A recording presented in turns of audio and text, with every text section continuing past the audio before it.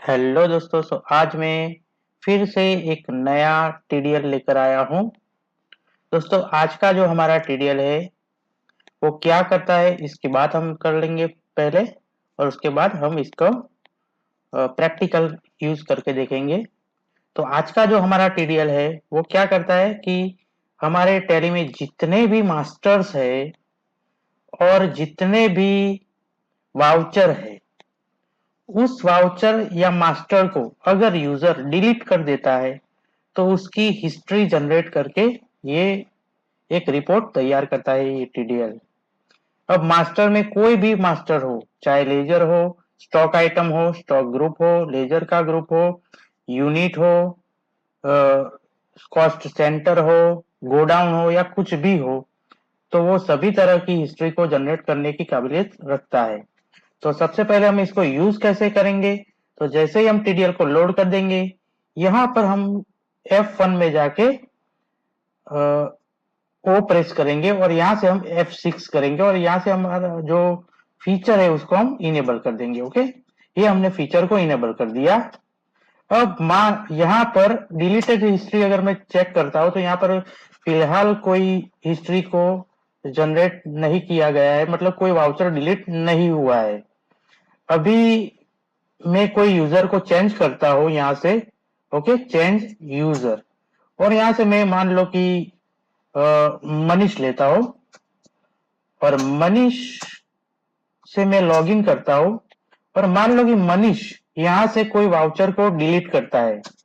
अब यहाँ पर आपको ध्यान रखने वाली बात यह है कि ये टीडीएल इतना काबिल है कि अगर आप कोई दूसरे के टीडीएल से भी डिलीट करेंगे, मान लो कि आप डिफॉल्ट टैली से डिलीट नहीं करते हो और कोई टीडीएल यूज करते हो डिलीट करने की, तब भी ये उसको ट्रैक कर सकता है।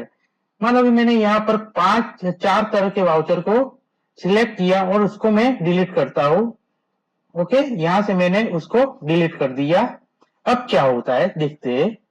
तो यहाँ पर मैं डिलीटेड हिस्ट्री में जाता हूं, तो यहाँ पर मेरे जो 4 वाउचर थे उसकी हिस्ट्री को इसने जनरेट कर दिया है।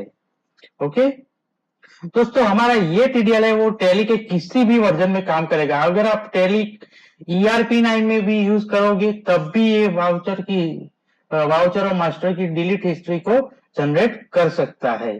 तो यहाँ पर क्या क्या कॉलम दिए हैं?